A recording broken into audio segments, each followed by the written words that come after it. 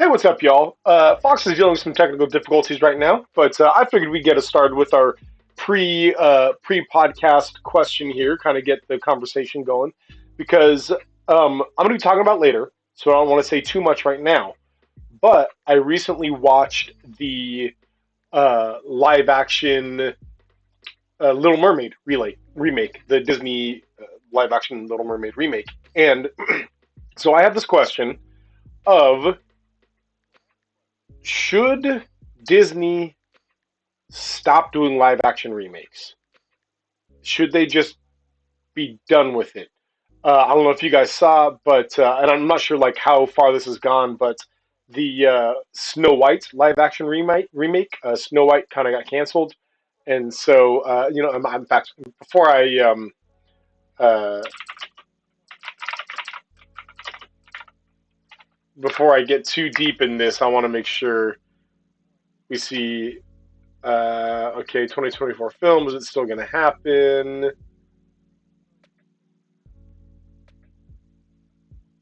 Okay, it looks like it's still going on, but I've been seeing some backlash to this. And hey, Wasabi Jane, glad you're here. Glad you're here.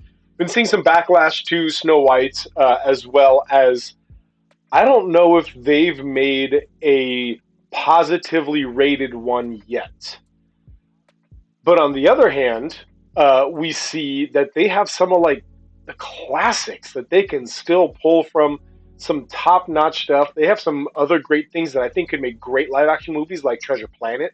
I think would make a spectacular live-action movie. Um, what's the one that everybody tries to forget? Dark Cauldron would be really like interesting and unique of a Disney movie to try and make live action. But man, they're like bad at it. So I don't know. What do you guys think? Wasabi Jin says yes, they should absolutely stop. Any thoughts behind that? Like why, what it is that they need to be doing to stop here? Because also the question is are they making money? If they make money, that's all that they really care about, right?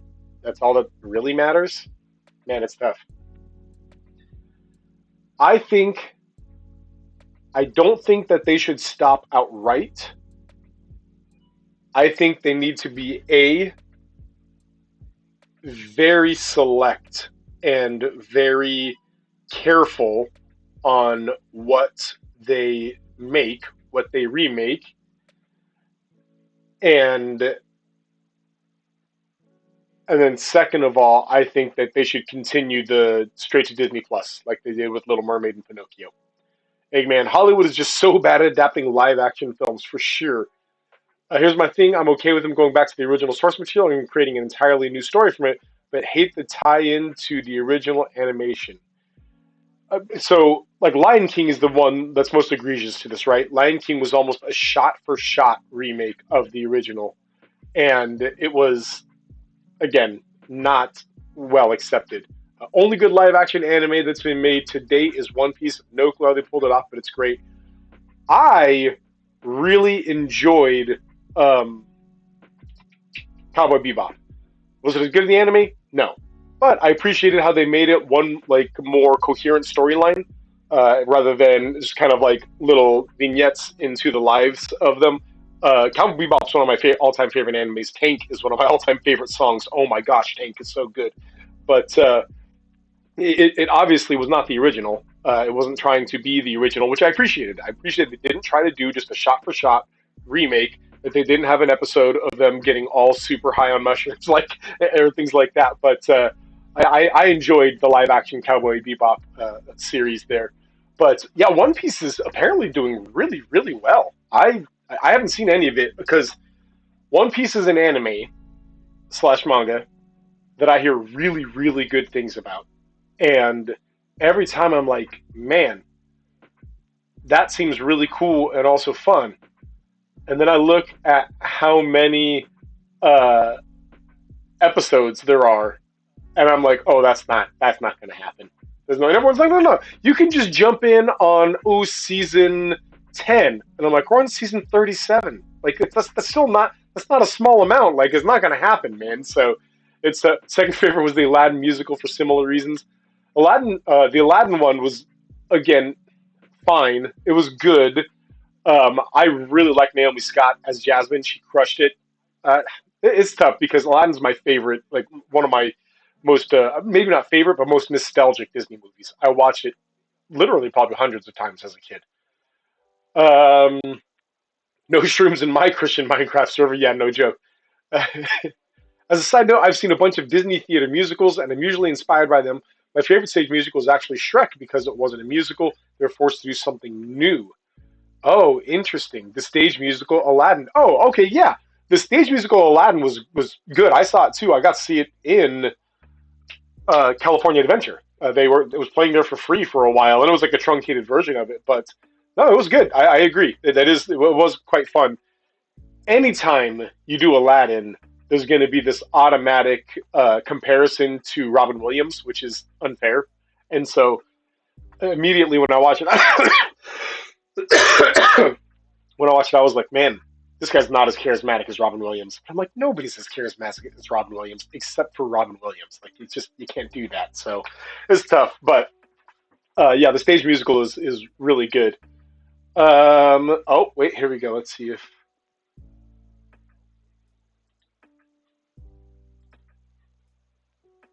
Hey, Fox, you there? Can you hear me? Okay, hang on. Let me make sure that my audio is coming out of the right spot here. Okay, say something, Fox. Fox, can you hear me? Oh, he can't hear me. Haven't seen the live action movie. Might be okay depending on how much they allowed Will Smith to be Will Smith as Genie.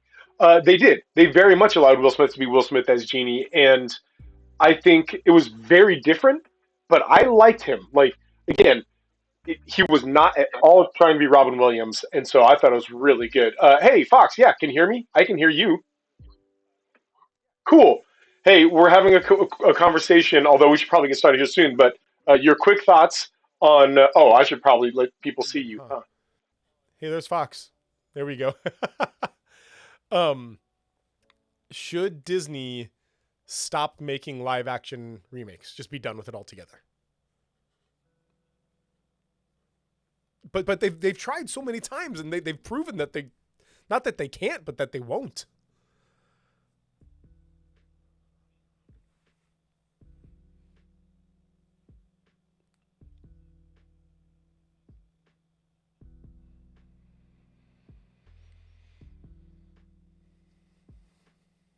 Okay, hang on. They can't hear you, Fox. This might be my fault this time. Hang on. Let me see. Discord audio properties.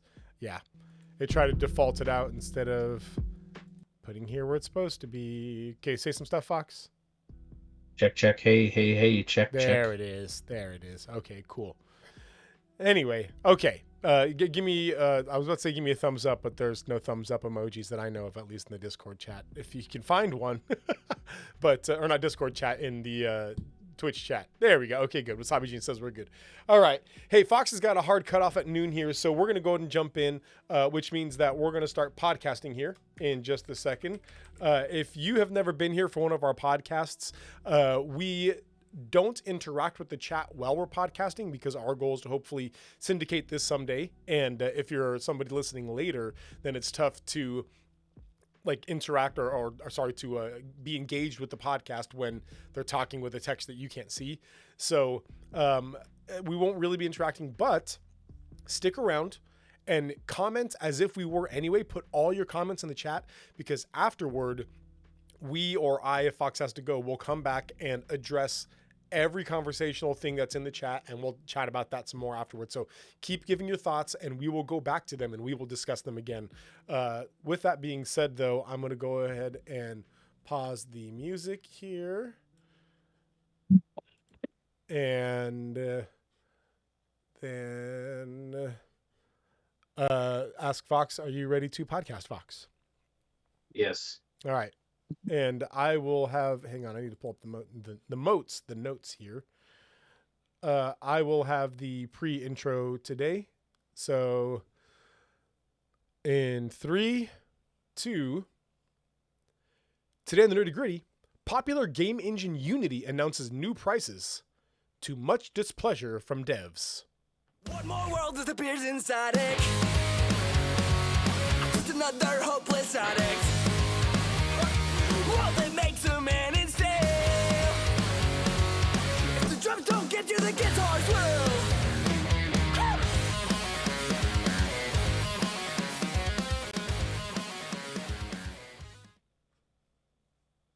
Hey, everybody, and welcome back to the Nerdy Gritty, where we delve deep into the details of pop culture. I am world Kyle Fox. I just saw you get frozen there for a solid 5 seconds, and I'm Dez. But it was weird because I'm like, oh no, did he just come? You were like, you said I. No, that's what I did. Yeah, that's exactly it. I Hey, didn't. would you do me a favor and tap your mic for me? Just tap it. Yeah, that's not the mic that's being picked up right now. Oh, really? Yeah, or at least not in Discord. Let me get to my voice. Yeah, It should be. in Discord. No, now it's nothing at all. Say it again. Yeah, no, it is. Oh, never mind. For whatever reason, it's just cutting off whenever the audio just sounds very echoey, and it's usually not the case with the Yeti there. So Hey, hello, check. yeah, we're good. Yeah, we love I know we love technical difficulties. It's wonderful. It's wonderful. Okay, we're good though. Hey, Fox, I told you that that I have the pre-intro today, and I'm excited for it because. Do you know what the Magic the Gathering secret layers are? Yes, I've learned a little bit about them. I didn't. The problem is, I didn't know that they were like a temporary thing that you could only order them up to a certain point.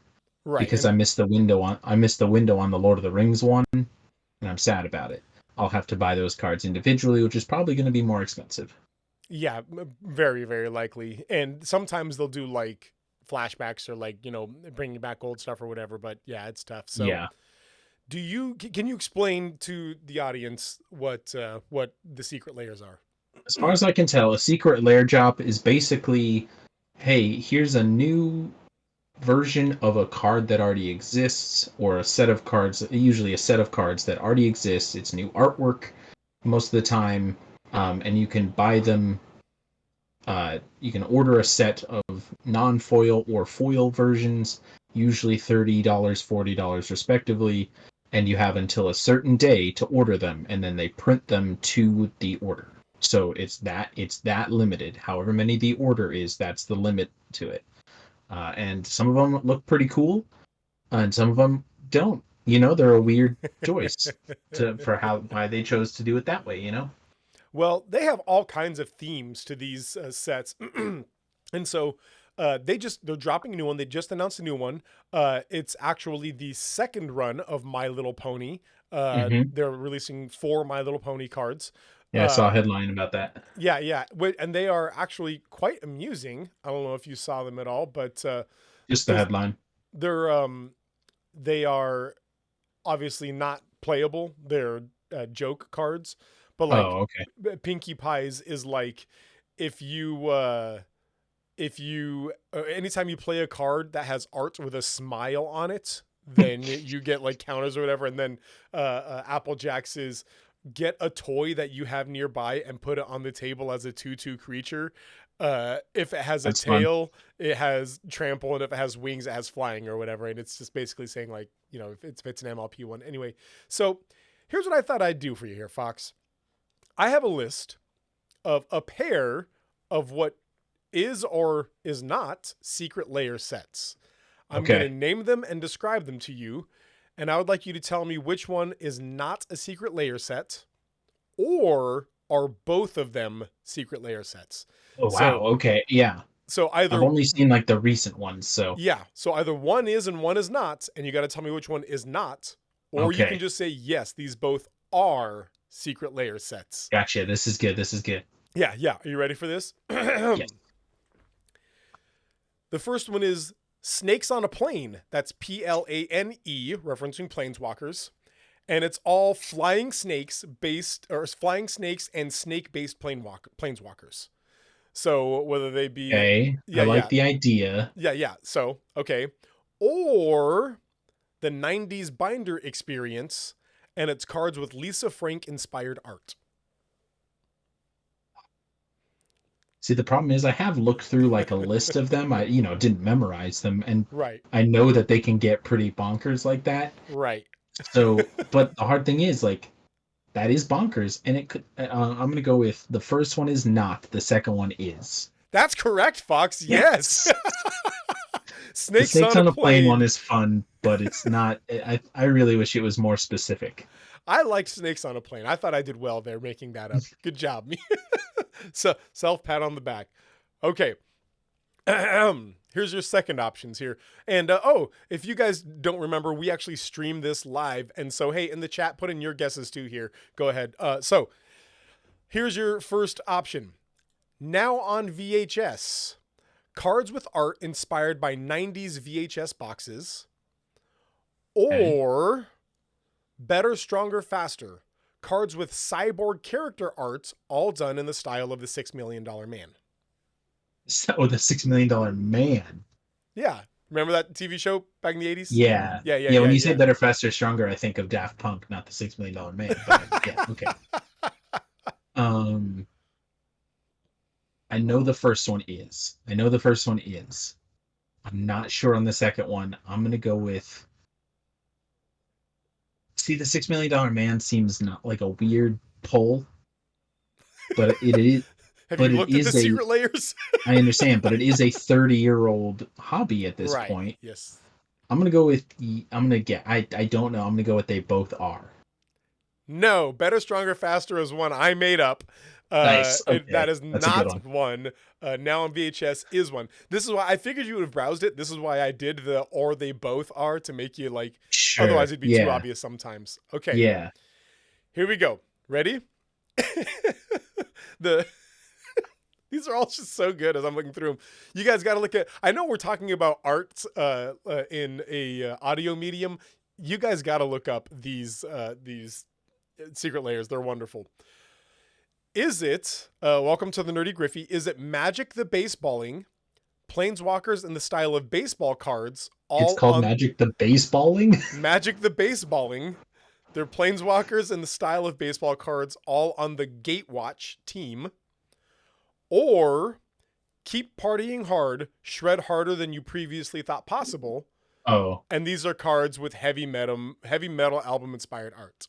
these are both real. I know that. Yes, these are both real. You know both of them? Man, you have looked through. They're both fairly recent. Well, because it was tough to find older ones, but Magic the Baseballing is so niche. Like, who wants those cards other than me? You do. Yeah, thank you. You and our friend Cheyenne. Yeah, me and him are the only ones who want these cards at all. And then they have the 5-gate watch there. It's Ajani, Liliana, Jace, Chandra, and Garuk. The big five. The big five, right? Sporting Goods. Okay. Is it explosion sounds? And it even has things around it to say it's not actually the title. Explosion sounds. Oh, I see. It's just onomatopoeia. Right. All goblin cards, all with explosions in the art. Or We Do It Better. Cards with art inspired by competing TCGs. I would love if that second one was true. I don't think the first one is. I'm going to say yes on the second because I want it to be real.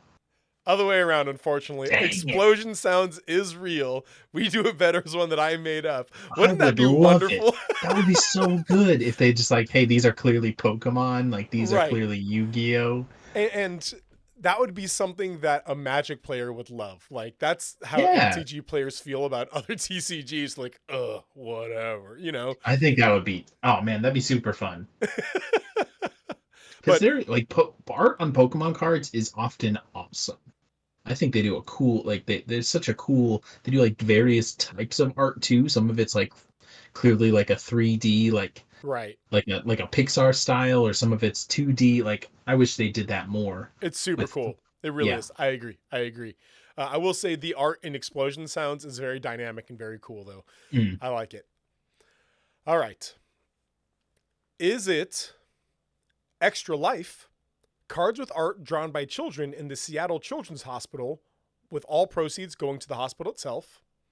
Or Humbly Bundled?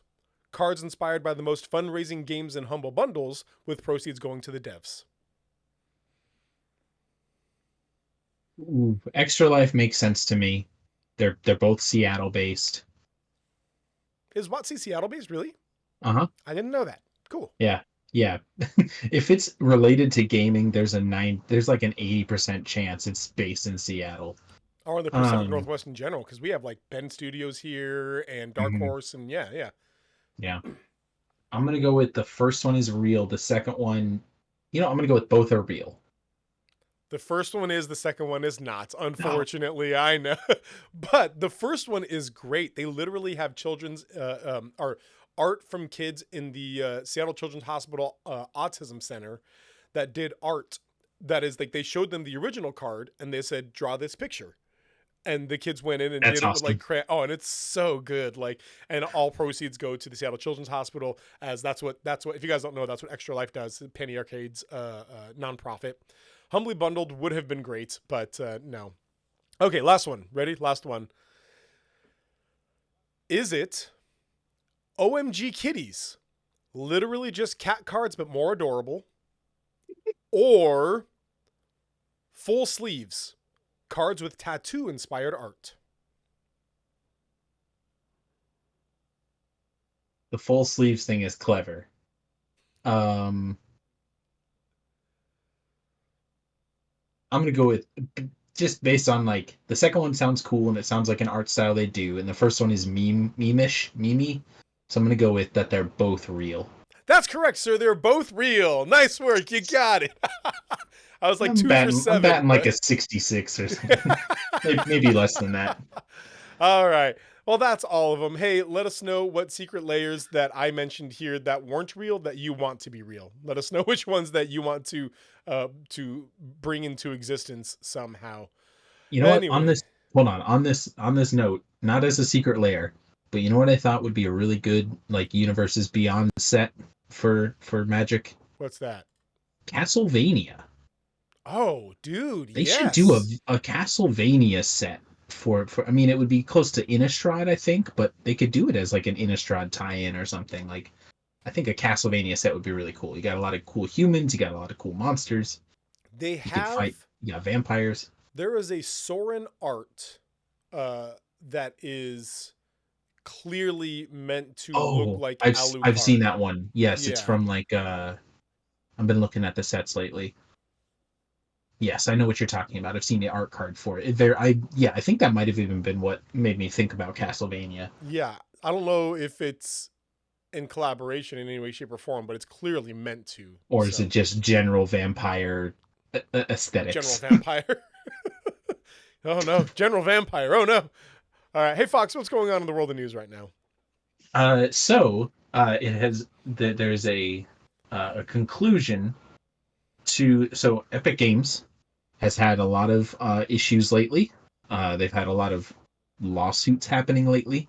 The big one was them versus Apple. If you remember that, correct? Oh, yeah. Remember that? About having to pay Apple fees and stuff like that to be platformed on Apple, on Right. like iPhones and stuff. The other big one that they've been involved with was actually against the FTC. For essentially, they were accused of violating the Children's Online Privacy Protection Act. Manipulating children into spending money. Basically, Yeah, there has been a conclusion to it. They will Oh. pay. Yes, Epic Games will be paying Adjusting my camera. $520 million.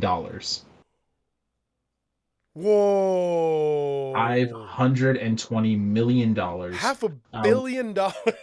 Which, to be clear, between 2018 and 2019, they brought in $9 billion. Oh. So, I mean, I don't know if it's proportionate to what they are, what has been a calculation of how much that money that was taken in because of this or whatever. Right. But it's still, it's still a lot of money. It's Oh, not yeah, like they're yeah. okay. It's not like they're like, oh, no big deal. That's still a lot of money. So anyway, Who are they paying this to? there will be two fines, including it'll be 240 million against Fortnite's in-game store and refund systems. So basically, just pay the FTC $245 million, and 275 million. Oh, yes, $275 million will be paid directly to consumers. Interesting.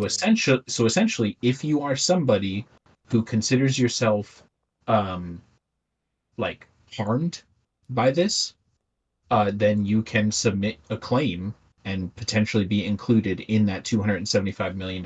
There are specific reasons, like ways you would determine that. I had a list here. They're required to introduce parental controls. They were required to introduce, let's see, $5 billion. Oh, okay. So one of the ways you would say yes, I'm part of this is if you are an adult and your child spent money on it without your knowledge, basically through your own credit card or something. Right. As well as there were accusations and apparently, some kind of evidence for purchases being made without consent, even like in the system itself. Like it was either just young people clicked on stuff without even knowing they were doing that, or it was just designed in a way that was easily doable. It wasn't like it wasn't a complicated system. You could just press a button and you bought stuff. So essentially, this is a public service announcement. If over the last couple of years, I think between 2017 and 2022, yes, if you fall under this, then you might be eligible. Yep, let's see Hi, let's see your I'm commercial. Steve Valdez. Did you play Fortnite in the past 2 years? Did you feel that you were manipulated into spending money that you did not have? Call 1-800-DESNFOX and You need some of those books. You need more books on your shelf behind you to make you look more legit. You may be entitled to. You might be entitled to compensation. I want to see big 90s era billboards. I genuinely wonder if a long time ago we discovered that subliminal messaging is a real thing that you could do, and even at Niage. Yes, even at Niage, yes, and decided that it's illegal. We can't do that. Don't do that. I wonder when we're going to start taking a look at, because I'm going to be talking about this later with a documentary I recently watched, when we're going to be taking a look at the ways that it's not subliminal messaging, but it's blatant, psychological manipulation. Sure. Yeah, I mean, it's the same. It's the same thing with it's just advertising. A lot of it is just advertising and techniques to do that without you actively knowing what you're being told. Right. But a similar thing is happening between flavored tobacco and other companies where, yeah, sure, they don't outright say in their commercial, hey, 10-year-old, you should buy this. But through use of color and music and whatever other techniques, it is essentially being marketed toward people who that would be effective toward, which is young people, children. That was Camel cigarettes and Joe Camel. Joe Camel was this cartoon, and he was supposed to be this cool guy cartoon, and they definitely the literal actual goal. And Camel ended up getting sued because of it. Yeah. So yeah. Well, on a cool note, I'm gonna say cooler, but I don't know. That's pretty cool that Epic's having to pay. I'm glad that they're being accountable here. Yes, that is a good thing. So there is a graphic novel coming out that is being made by, let's see, publisher Z2 is the publisher making it. That's called Mr. Snyder Went to Washington. Well, that makes sense. Yes. And it is a graphic novel that is the story of when Dee Snider, the lead singer of Twisted Sister, Twisted Sister, yeah, along with who did he go with? there were other ones. Other Oh, people. there who were want- more? I don't want to. I don't want to like Frank Zappa and John Denver. Oh, okay. So Interesting. I did yeah, not know about that. D. Snyder, Frank Zappa, and John Denver all went to a Senate hearing back in the 90s, I believe, or maybe it was the late 80s. Man, It was the 80s for sure because it was 85. Tipper Gore. Yeah, Yeah. 85. So this is 85. And this was when they were considering putting, and finally obviously decided to put the explicit lyrics label on albums. And Yes. so D. Snyder, Frank Zappa, and John Denver all went to before the Senate, before Congress, and protested this, saying that this is a violation of First Amendment rights. And Right. They testified before Senate. yeah, that it's a violation of First Amendment rights, and that they are basically trying to censor them and the music that they make, their freedom of expression. And the covers on these are spectacular. Tom Morello does the forward for it.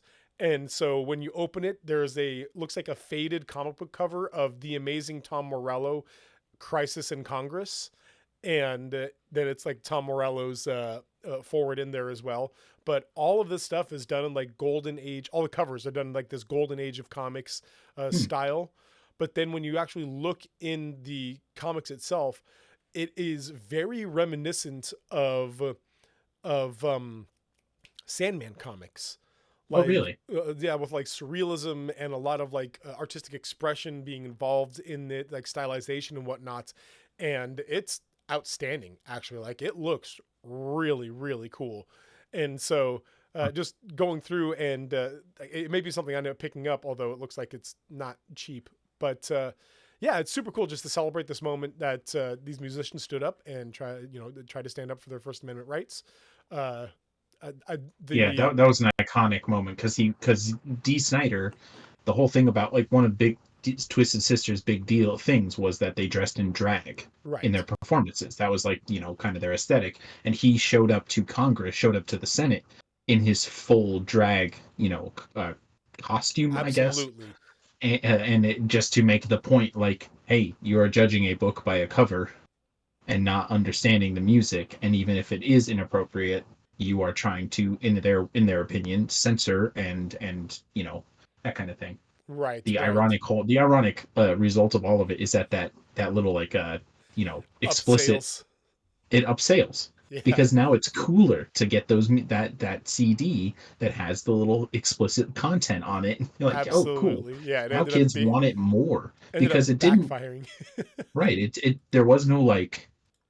It wasn't that you had to be 18 or something now to buy it. All it had was just a parental advisory sticker on it. That's it. Just It was not. parental It wasn't even the same as the labels for video games, where you are not allowed to sell those games to minors. Anyway, so this looks cool. Looks like Z2 does a lot of music related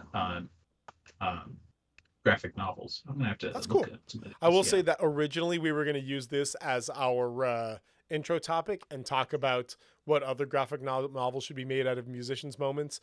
But then I saw all the cool secret layers and I wanted to talk about that more. So. Sure. Yeah, those are fun. All right. Hey, Fox, should we get down to the nerdy gritty? Yes. So if you guys don't know what Unity is, it is a video game engine. You may have heard of like Unreal Engine or whatever else. Unity is a gaming engine Frostbite. like that. Frostbite. And what's Bethesda's? Bethesda has one of their own. I can't remember. A lot of companies have proprietary engines. Ones, yeah. But Game Maker is one. CryEngine. You'll usually see a logo for them before the game starts. Exactly that. Well, Unity is used by a lot of gaming development companies, and they have recently announced a new pricing way that they're going to be, charging and pricing things coming into the 2024 year, January 2024. And while that is, businesses can make prices whatever they want, here's what people are concerned with. They're going to be charging per install of games. Yes. So if you if you make a game, and I'm looking at the chart here, it's so convoluted, and that's why I apologize that I'm sort of like stumbling through this, because it is so complicated and convoluted. It's made a lot of people very angry. But basically, if you have installs of $1 to $100,000 per month, and you are a basic member, you'll get charged 20 cents per install. If you're a middle member of Unity Pro, you get 15 cents per install. But if you have the most expensive monthly charge at Unity Enterprise, then it's 0.125 cents per install. And then that goes up as you get more installs per month. Whereas, except for it's 20 cents per install, no matter if you're on the basic one, no matter what. It goes Unless up it's on the third Thursday of the month and right. at 2 p.m. on every other Wednesday. And there are install thresholds on if you don't have this many installs, but you do have that many installs. There are measurements per month compared to lifetime. There are max revenue percent. Like, it's so convoluted and like obnoxious. And Unity puts this out, and everybody goes nuts because before we get into all the backlash and everything else like that, Fox, right when you see this, what are your thoughts? What are your concerns? What are you thinking about? I mean, it seems I don't know how many, like the last time I can think of where, I mean, companies make bad decisions all the time when it comes to game. Let's stick in the gaming realm. You have bad releases of games where it's like clearly not optimized, things like that. But you have these like, those are clearly, the developers are not going to want that. It's not, it's for Cyberpunk, it's not like the coders are down there saying, get it out of here, we're done with this. They're probably like, oh no, they're making us do this, fine, here we go, this is going to be a disaster, thanks a lot, corpos. Right. Which is ironic for a Cyberpunk. This is the corpos, just like they have nobody but themselves to blame. Like, you can't even have that confusion of, well, just they did a bad job. No, it's just, hey, we're gonna put this out, and I can't imagine that they were thinking, oh, everybody will love this. Yes. That's It's just so such confusing. a weird shooting themselves in the foot moment, but like, let's get a really cool looking gun. Let's get a big gun and just carefully aim. Like, it's not even an accidental thing. It's not like they released some documentation of a meeting that said that they were thinking about this. It's not like, oh, well, no, that was maybe, we're not planning that. This is just an official announcement like any other announcement. And it just feels like they carefully took aim with a big gun and shot themselves directly in the foot, and then are saying, wait, that hurt? Why is this hurting? This should feel, I thought this would feel great. We have to understand in the world, no matter what sort of, capitalistic society or whatever else, no matter what society you're running here, inflation exists. That's a worldwide reality. Inflation just exists. Oh yeah, no, there's a intentional maintenance. The federal government tries to keep inflation at 2% every year, not above that and not below that either. Like, it's part of an economy. Right. And so if they would have come out and said, hey guys, in 2024, our monthly prices, our fees, whatever, is going up $5, $100. I don't know what this costs, so I can't like give that, or whatever it is. Sure. Like, yeah. It's going up money dollars. Everybody would have looked at that and said, cool, I can afford that. Or, dang it, you know what, though, I can afford that. Or they're going to say, I can't afford that, so I'm Guess not going not. to use Unity anymore. Yeah, Right. and so it becomes so simple and so easy. But when you make it this convoluted, all of a sudden everybody's wondering, am I going to be able to afford this anymore? I don't understand, and therefore I don't know if I can use your product anymore. And again, it's all bad. Like, who did they expect to look at this and say, yeah, that's fair? I don't get why that would be something that people would do. So Anyway, it's really weird, really strange. Well, understandably, devs got really frustrated and really upset really fast, with some of the complaints being things like, what about let's talk about the possibility of what was it called, install bombing. Hmm. Install Hmm. bombing. So one is one of the complaints and one of the fears here is they want to charge by install, not by purchase.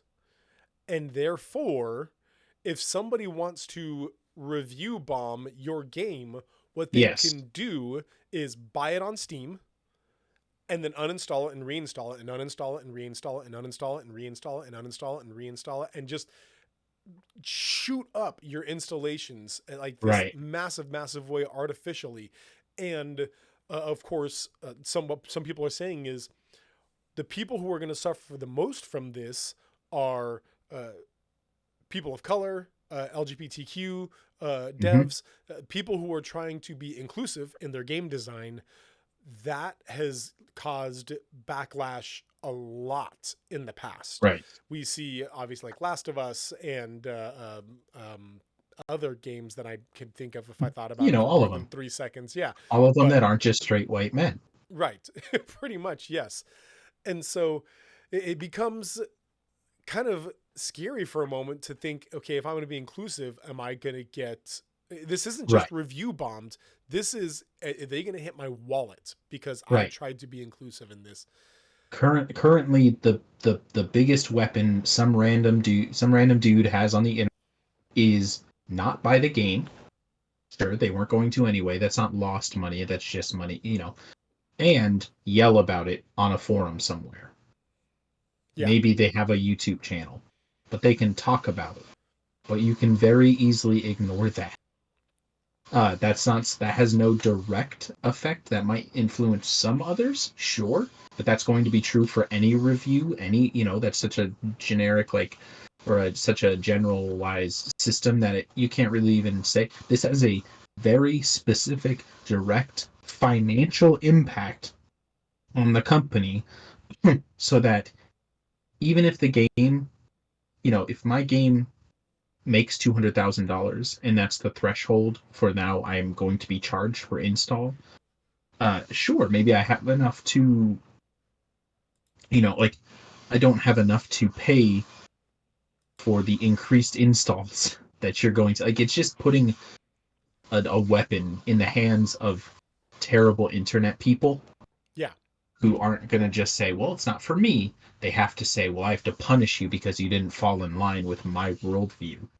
And there are people out there that are going to be dedicated to doing that. There will be whole subreddits created in order to say, we look at Gamergate, people were physically threatened. Yeah. Oh yeah.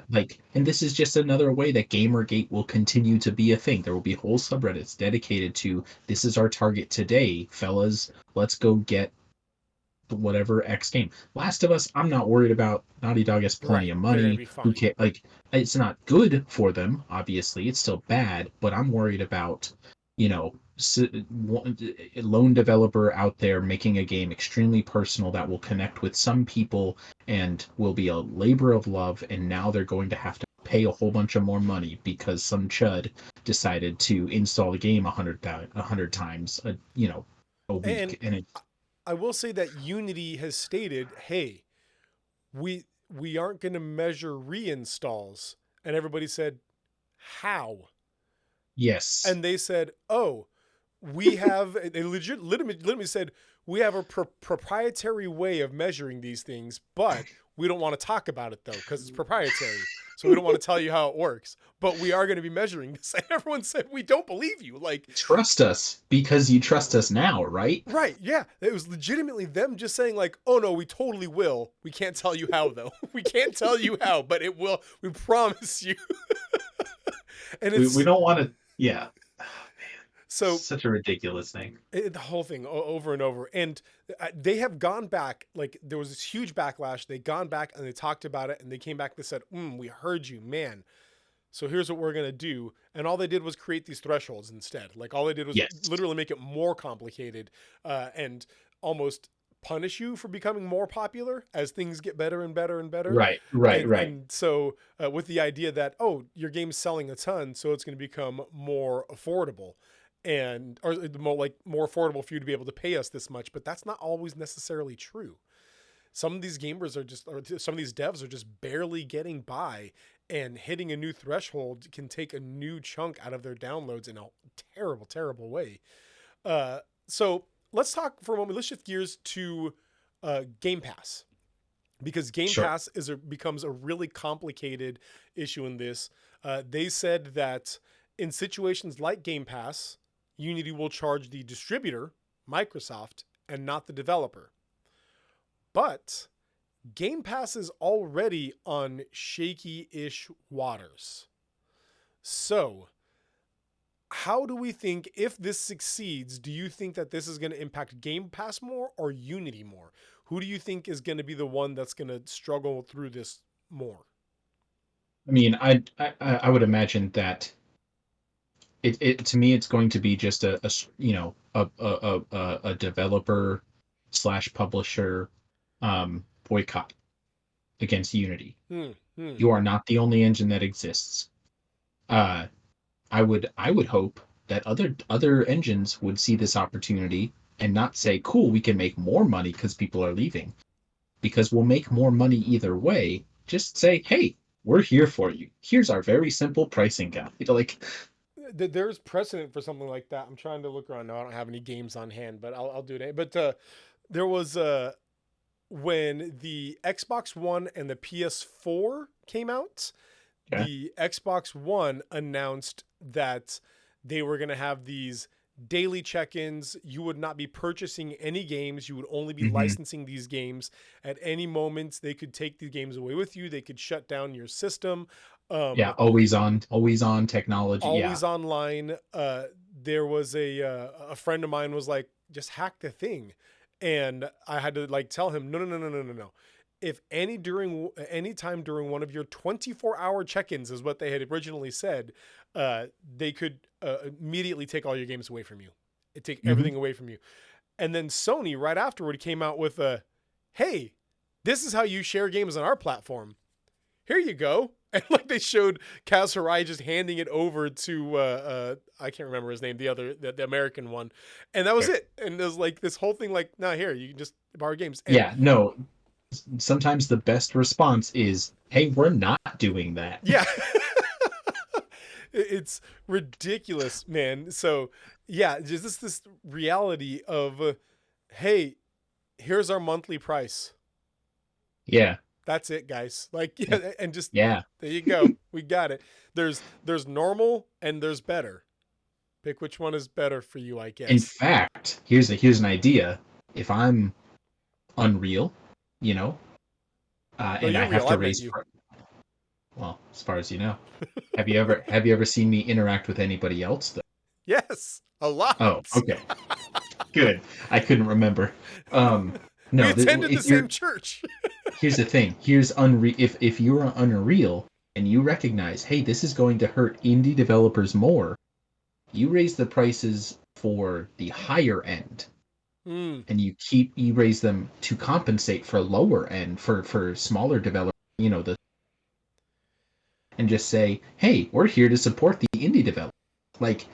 You bigger companies, you can afford it. Just go buy whatever your devious box. Yeah, I mean, I think it just makes sense to me. I would say, I think it would be, you're gonna have to raise prices anyway. Weight the price and do it like a tax bracket, like an income bracket thing. If you are Naughty Dog, if you are one of the huge, if you're the other thing is a lot of the bigger end stuff, they already have their own proprietary engines, so it's really not going to matter a lot for some of these bigger companies, huge companies, right? But wait the price increase on the more value, the higher income end, and let the indie developers continue to pay less because they're making smaller games. I mean. And they can say, hey, we're actually going to support the indie developers, unlike somebody. And then they just show a picture of John Riccitiello, the CEO of Unity.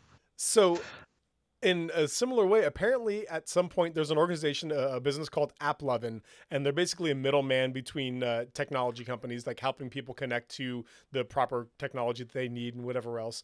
And apparently at some point Unity had poked fun or even just poked AppLovin, not in the fun way, just sort of like mocked them in some way. And so AppLovin has released a very popular blog that is how to migrating from Unity to other game engines. And it's a literal step-by-step guide with the script, with the from C++ to Unreal to whatever else, like all this stuff. Like, here's how you take your literal script from Unity and copy and paste or change or just put it right over onto this game engine. Here we go. And it's kind of a long one, but it is a step-by-step process on how to make sure that whatever game you're making at that moment, That's great. just swap it over to another game engine, Yeah, guys. no problem. There's plenty Yeah. of other options. And that to me is just, I mean, that's got to be brutal for Unity. Like, just this a how-to guide, because again, that's one of the hurdles that so many people are gonna have to jump is, now I got to learn a new thing. Now I got to, transfer all my work there. Maybe I'll just have to suck it up and pay the price. But if there's going to be organizations out there that step up and say, no, let us help you. Let us help you for free on how to make sure that you can go somewhere else, because we're as mad at these people as you. We will explain it to you, no problem. We Yeah. will train you on how to do this. It would only help them. I love it. Yeah. So, So fun fact, real quick. John Riccitiello, I don't know if that's pronouncing correctly. He's the CEO of Unity. Guess where he was the CEO previously?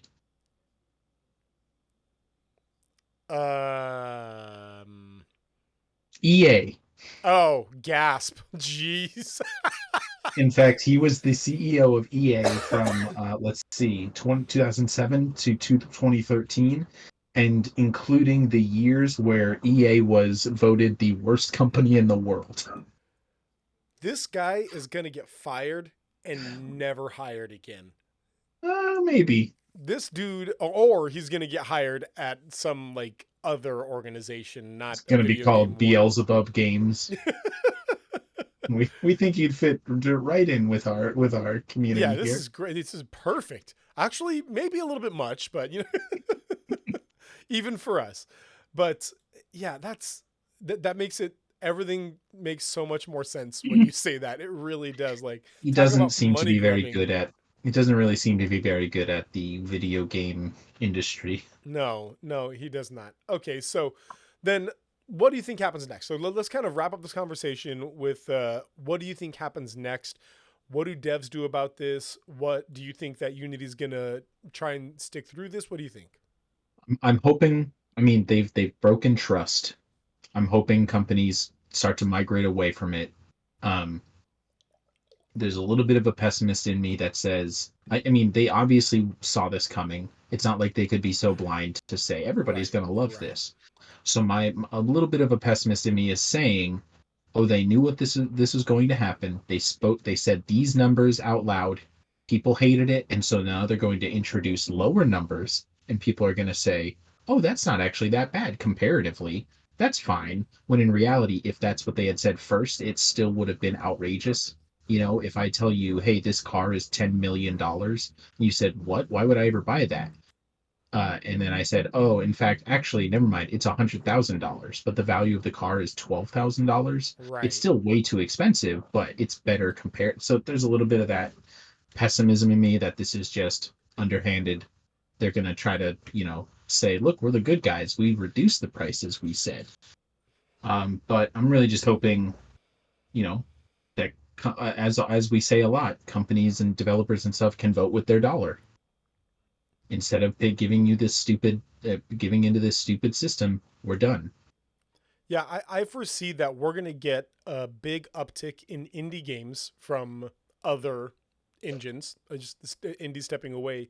But then whatever, larger double or even AAA gaming devs just say whatever, and we'll eat the cost. It's going to be fine. I'm kind of clicking through here, and it looks like it's like $5,000 a year for the most expensive one. Then it's $2,000 for the middle one, and then it's free for the lowest one. But See, that's not a risk I would want to take. Excuse me. If I'm a young dev and I'm wanting to jump in on a new engine and try something out, I don't want to get used to Unity with the knowledge that I'm going to have to jump to something else later, or I don't want to make something that might end up being an out of nowhere hit like Undertale was or whatever, and then end up being like, wait, okay, I'm making money, but now I'm giving a bunch of it away too. Like, hold on, this isn't working out here. And then especially there was a tweet saying, if my game goes on sale and I end up selling a ton and getting a ton of installs, but it's at a point in which my employees and all my output is higher because we're in the development of the next game, something new is happening, I could end up losing money at that moment. Right. And it's just, yeah, it's rough. So it's such a weird move. It's unknowable how much money it will cost you, which seems like bad business. Right. And also it seems it puts the brunt on the consumer. It's such a weird thing. And also, not to mention privacy issues that it might be wading into of, we know what games you've installed and when and where and how. Like, why? It seems weird that you would be able to know that. I mean, I understand you're going to agree to, end user license agreements and stuff, and on that text is going to say that, but it's just like, no, find a different way.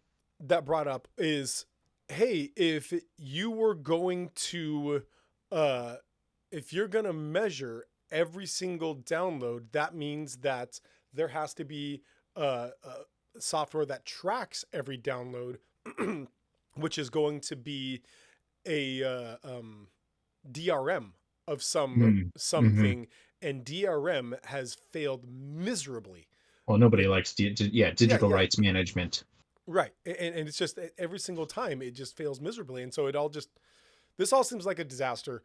I honestly think they are not going to renege on this. They're going to stick with it, and that they're just going to let it see what happens, and that we're going to see a new uptick of indie games on other engines. And that's going to be pretty much it. Maybe they've been inspired by Elon Musk. Hey, we can make terrible decisions for our once popular platform.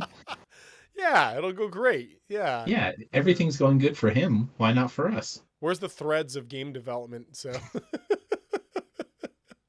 that'd just be Unreal. Unreal.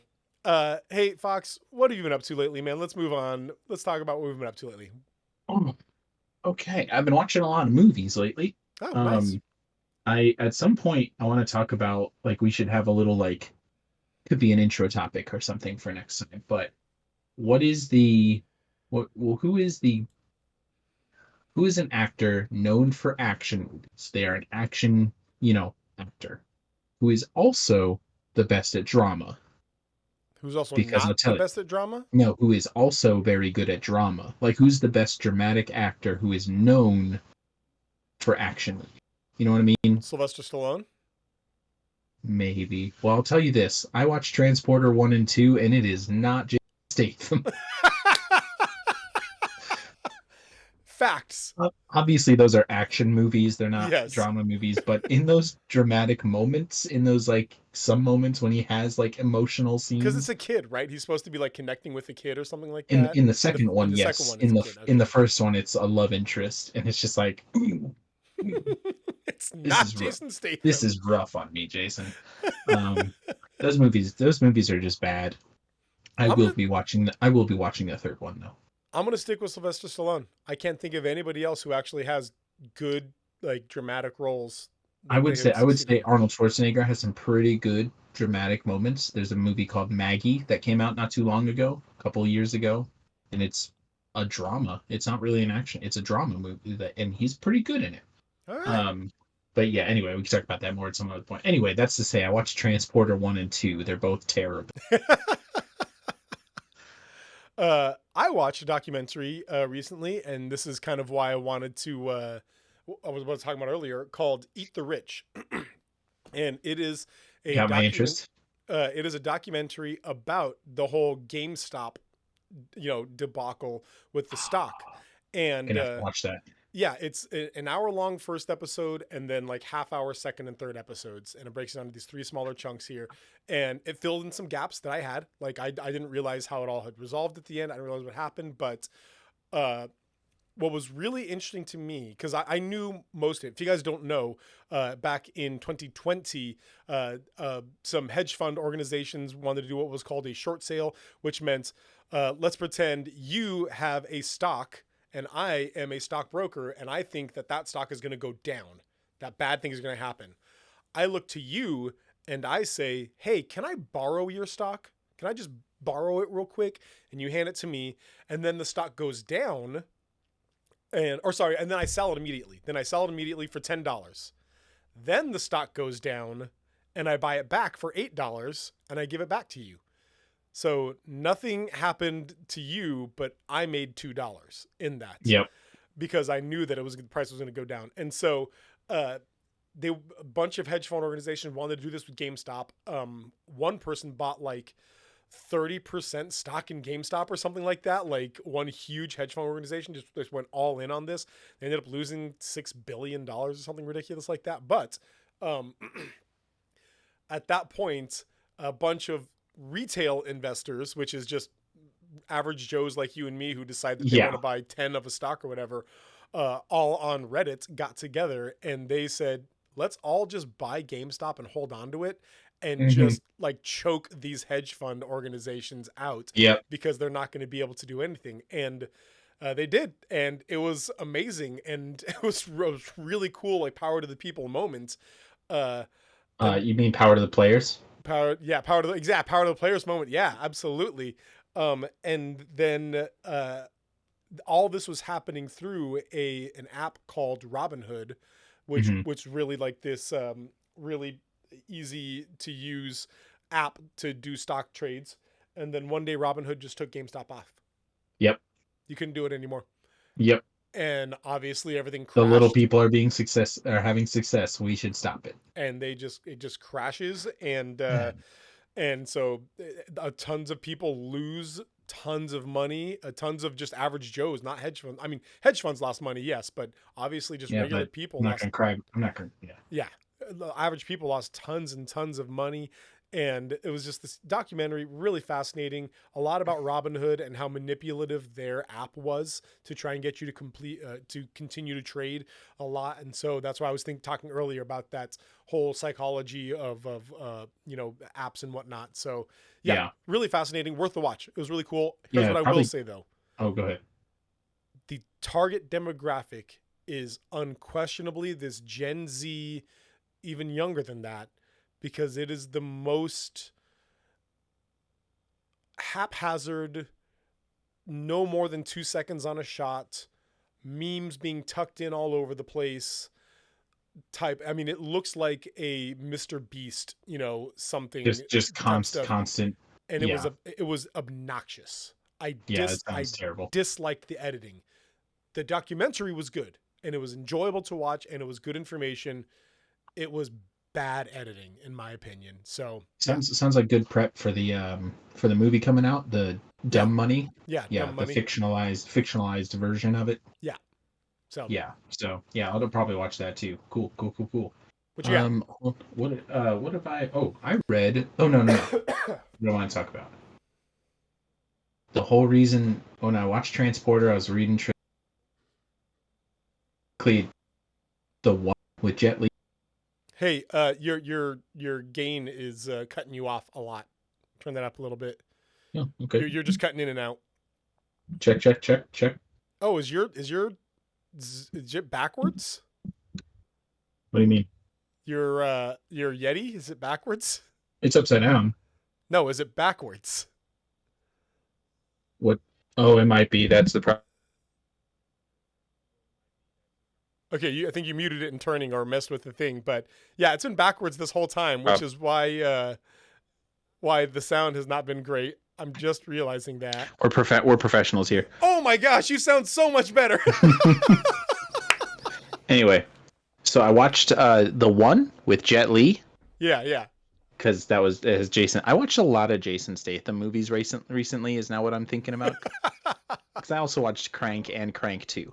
But anyway, Jet Li's The One was such a fun idea, executed pretty poorly.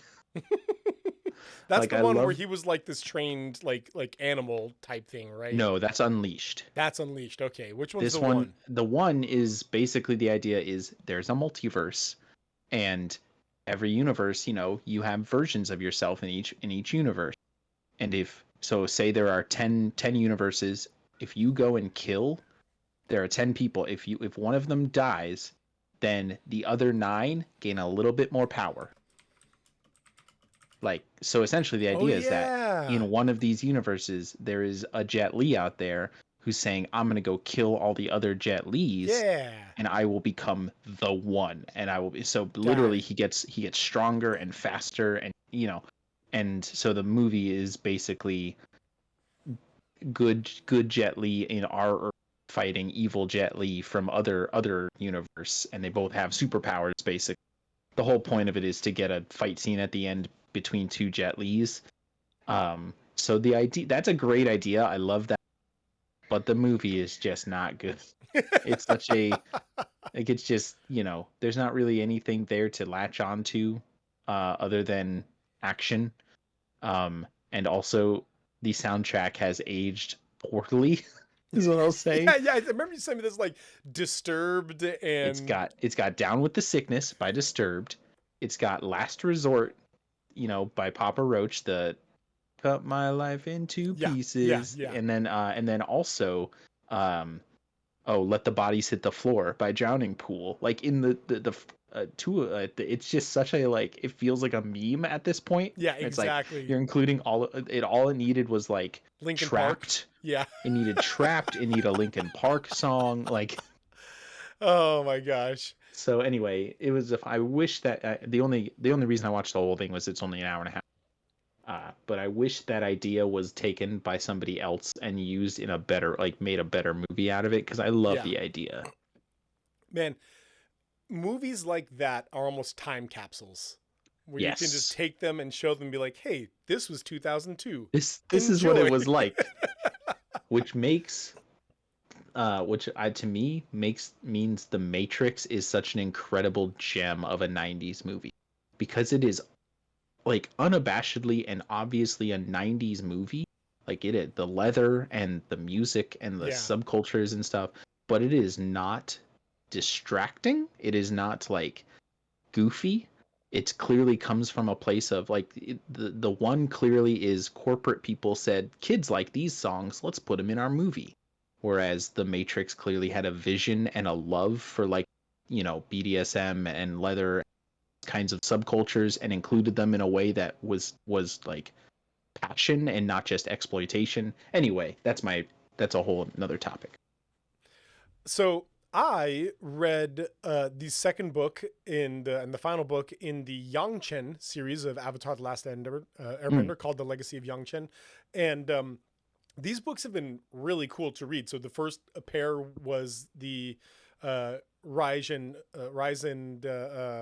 Shadow of Kyoshi, and then this was the Dawn and Legacy of Yang Chen, and not only is it doing this really good job kind of fleshing out the entirety of the Avatar world and taking it away from just Aang and Airbender and Korra, but just making this an entire universe that you could live inside of. But it was really cool to see Yang Chen specifically, because in the lore she is sort of revered as like this perfect avatar. She did the best of everything, and she made peace with everyone, and everything was delightful and wonderful. And this book was all the lies and all the the things that they said to hide the truth of what was going on. So you could see where the world thinks that she did all these amazing things, but these were all the mistakes she made and how she fixed it, and all the behind the scenes things that were going on. And it was really fascinating, not just look into the character herself, but also into just how government works, or how like history works, I should say, and where history is written in the ways of the victor, or the ways of the people who saw what they wanted to see. And just really, really fascinating book on look for that. So I really enjoyed them both. Really, really good stuff. The last thing I'll talk about is my wife and I have been watching a bunch of rom-coms lately. It's like a blind spot in my movie knowledge. So in the last 3 weeks, we've watched Sleepless in Seattle, You've Got Mail, and When Harry Met Sally, Ooh, so a couple which of are Tom Hanks been all right, Meg Ryan's, and then yeah, Meg Ryan's in all three. yeah, and then Two it's of Meg two Ryan of them are and Tom. Billy Yeah, Crystal. and then the other one's Billy Crystal. Yeah. Yes. And just like anything, it's fun to watch and just kind of see how the stereotypes and the cliches are used. And I'll have to say, I think Sleepless in Seattle is my favorite of the three. It is impressive to create such like an emotional like connection between two characters who never actually meet in the movie. Yeah. They like see each other from a distance at one point, but other than that, they don't ever actually meet until literally the last 30 seconds of the movie. To me, that was pretty impressive. Don't know what our next one will be, but I've been watching. Yeah, it's been fun to get through. Also, say on you've got Tom Hanks is a jerk throughout the entire movie. Like he's a bad person. Like he never really even has a moment of like, oh, I made a mistake and please forgive me. He's just kind of a bad person the whole time, and it's very frustrating to see that character be placed in the role of like the he's so manipulative throughout it. Yeah. And so it's just like, no, don't no, Meg Ryan, don't do it.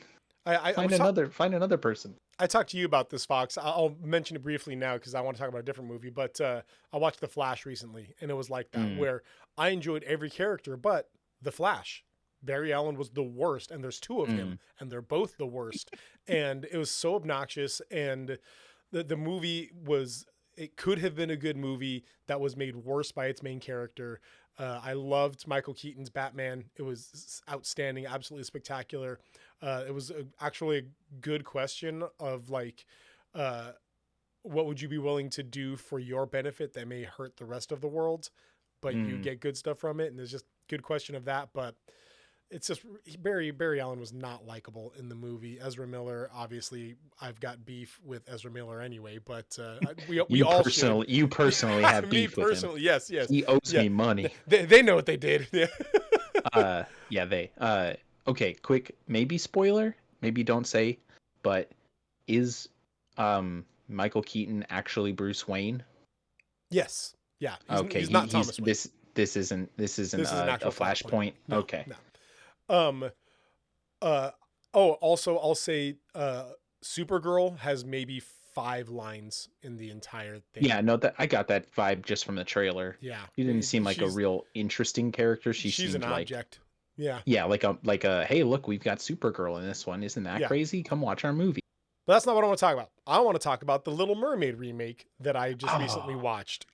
Faith and I are going to watch that soon because I'm interested in it. It is, and this is admittedly a low bar, in my opinion, the best Disney live action remake so far. Okay, cool.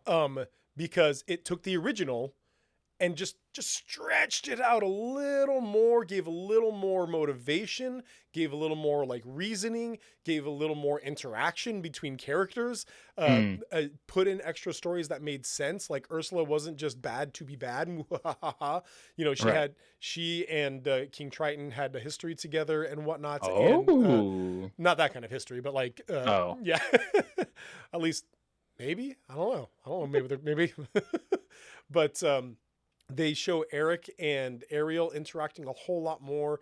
Eric is fleshed out as a character way more as this, young royal who wants to like experience adventure in the world and get out there and do more than just be, hoity-toity royal guy or whatever else. So, it's still a 7 out of 10, I would say. It's still a Disney live action remake, but compared to all the other ones, I think they did it right here. They stayed true to the original while still stretching it out enough that it actually made the story make more sense and more enjoyable, and didn't want to make me scream at people as a father. Like, you're 16, you don't know what you're even talking about, you know. So Yeah, but at the same time, I want to scream at Triton as a father. You just destroyed your child's beloved possessions. You're a terrible person. Be a better father. yeah. So yeah. No, the question is like, and it's unanswerable essentially, but how much are our perceptions of these movies damaged by the fact that they are remakes of beloved classics, and we have this idea of that's supposed to be how it is. That movie is supposed to be this way, and it makes it harder for us to accept something different. When in reality, I would say that if you're not making something different, then what is the point? Yeah. like, That like was the why problem with Lion King. a one-for-one remake seems like a pointless and waste endeavor and a waste of money. You already like that movie because it exists. Do something different and interesting with it. Yeah. And that, to me, yeah, I want more of that. Yeah. That's what we were saying, you know. So for those of you listening, again, we stream this live and we have a pre-podcast conversation. We were talking about the live action remakes before, and I was saying that if they continue to do these, I think that they should be very careful what movies they pick and do things like Treasure Planet is beloved by some people, Love Treasure Planet. but at the same time, it's not one that people hold like super duper close to heart, like Aladdin or something like that, or Beauty and the Beast, or, you know, those the Disney Renaissance type films, or go back to like the Disney Dark Ages and do Dark Cauldron, a movie that barely anybody remembers, but it's like spooky and eerie, and there's a skull guy and crazy stuff. But yeah, so You know what they should do is an animated remake of live action Lion King. And then eventually we just have like this telephone where it's just a completely different movie. The Lion King version 18 is like some cyberpunk futuristic, like, you know, a drama. yeah. But it's all just remakes, and they all just changed a little bit. And until you get there, you got to watch all of them to understand how it got there. All right, well, that's all I got. Me too. Well, then we want to say thank you all for listening today. Thank you to each and every one of you who've joined us in the chat. Remember to stick around. We're going to be going back through your comments, and we're going to be talking about those in just a second here. I want to say a big thank you to Granger for the use of our theme song, All My Friends Have Wi-Fi, and So Do Most of My Neighbors, off of the album Dear Sam. Go check out Granger. They got some new songs out. They got a new one with a bunch of Barbies in it, a video with a bunch of Barbies in it, and it's funny. So, yeah. Yeah. Hey, thanks for supporting and watching. If you are a fan, then we would invite you to kind of support Save Point in a bigger way, whether that means financially, which is definitely an option. You can subscribe to the Twitch stream or Twitch channel, or go to SavePoint SavePoint.com, right? SavePointMinistries.com. SavePoint yes. Okay. It's in the chat for those who are It's in the chat. You can go there and actually subscribe or support directly, which is more beneficial to SavePoint specifically. But obviously, we're not going to complain if you want to subscribe to the Twitch channel. But if that doesn't work, then if you can't do a financial support right now, that's fine. We understand. Maybe invite friends to the next stream, invite friends to watch. When Dez jumps on and streams a video game on. Invite some community, join the Discord. I just got on the Discord actually earlier today, and already had a small conversation about a about a game, which was really cool to have. So jump on there. There's lots of ways to support Point, but regardless, we are really thankful that you're here and listening or watching, whatever it might be. So thank you once again. Yeah, thank you again so much, guys, and always remember that saved games save lives.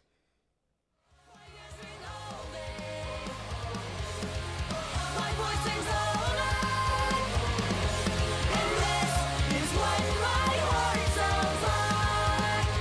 It's what my heart sounds like. It's what my heart sounds. All right, we're back, and I'm going through the chat now. You guys were all like chatty here.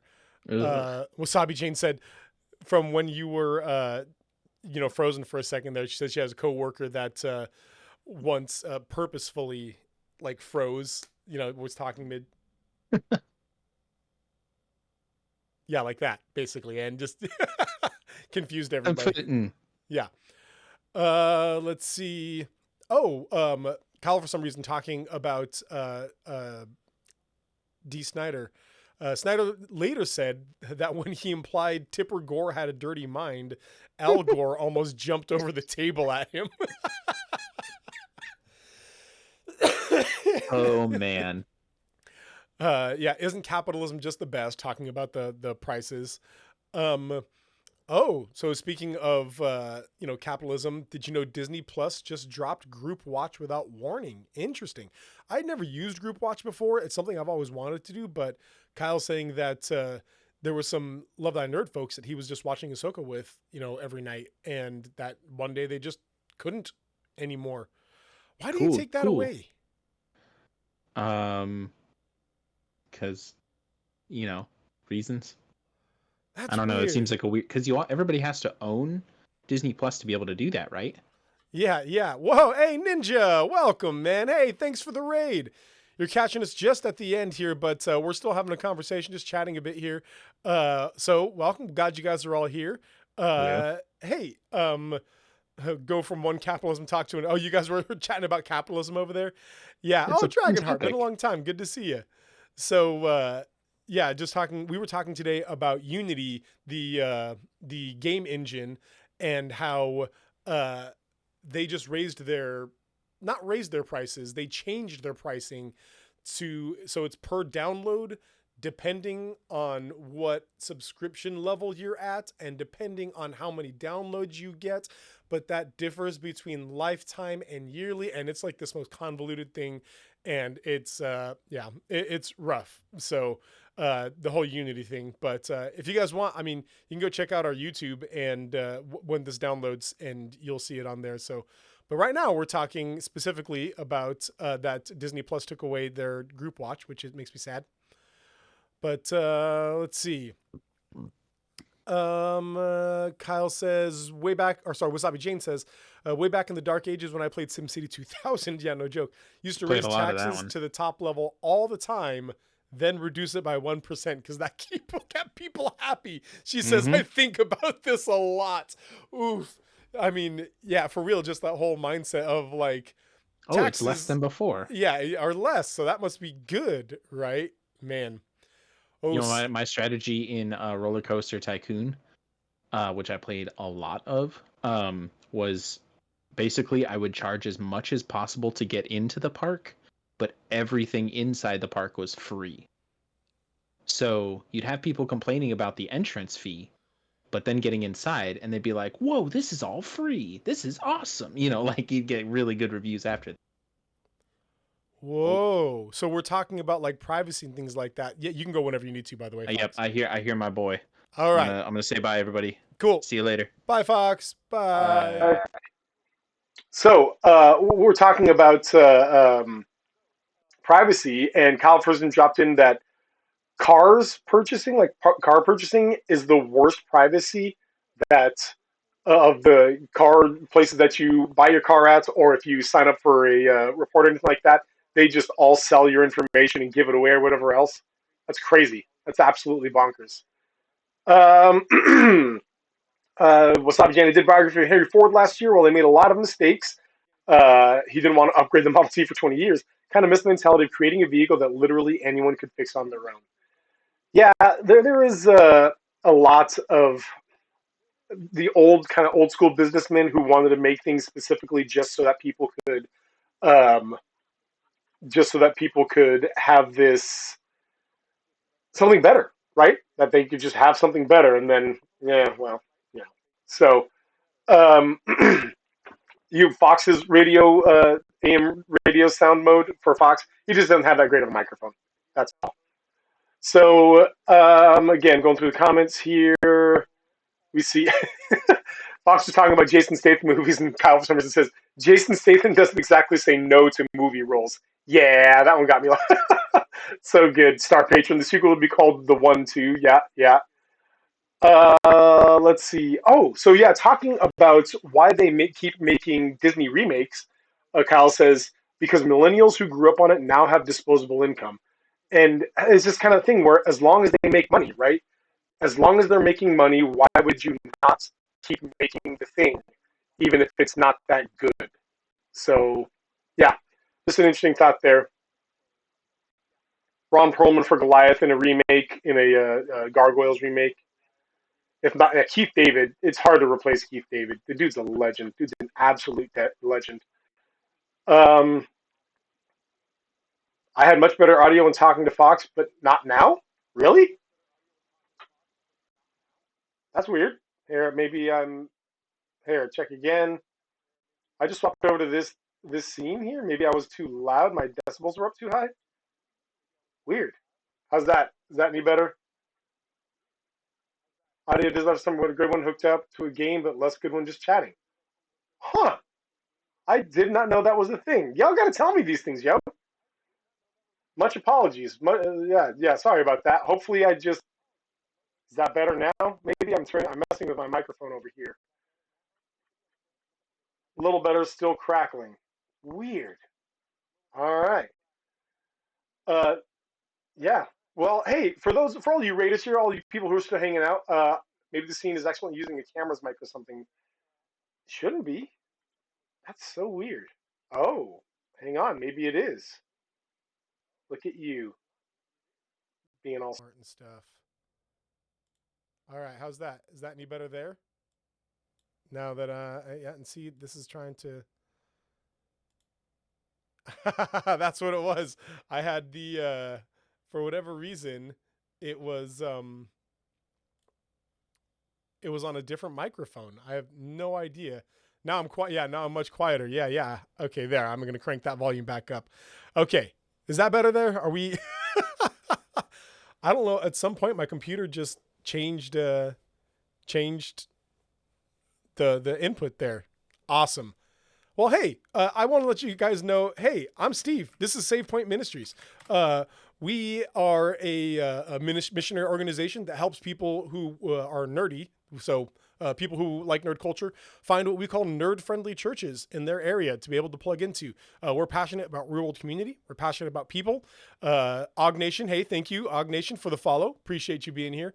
But we love when people get to be in community. So we do streaming stuff like this to, encourage our community to hang out and have a good time. But we really love helping people plug into real world churches. So the way you can do that, if you're looking for a home church, if a place to plug in, a real world one that's nerd friendly, maybe play some video games or whatever else, jump on our Discord. And you can jump into the Find a Church thing, just put in your city and state, and we'll take it from there. So we would love to have some more people jump into our Discord community. Love to see some people there. We're also going to be doing some giveaways soon. So if you want some swag, we'd love to have some people jump in there. But with all that being said, guys, I'm going to go get some lunch. We love that all of you guys came in today. All of you Raiders, man, it was so good having you guys here. But more importantly than that, hey, if you guys need help finding a real world community, we would love to help you plug into a church in your area that can play games with you, that can, talk video games with you, that will invite you to a D&D session. But more importantly, really around, oh yeah, I guess that's true. But see, I'll place my thought here. I can't do more than once. I have ADD. A church that does all those things, but most importantly, helps disciple you in Christ. We would love for you guys to jump into our Discord, to jump into our Find a Church channel, and we'd love to help you guys plug in. We love that each and every one of you guys were here today.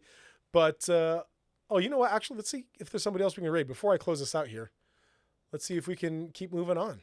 Let's see if we can help carry you guys somewhere else here. Dang it. No, nobody I know is streaming right now. So I'll just say, guys, thank you so much for being here. We love that each and every one of you were here today, but always remember that there is a church out there that would love it if you were there. We'll see you guys next time. Bye.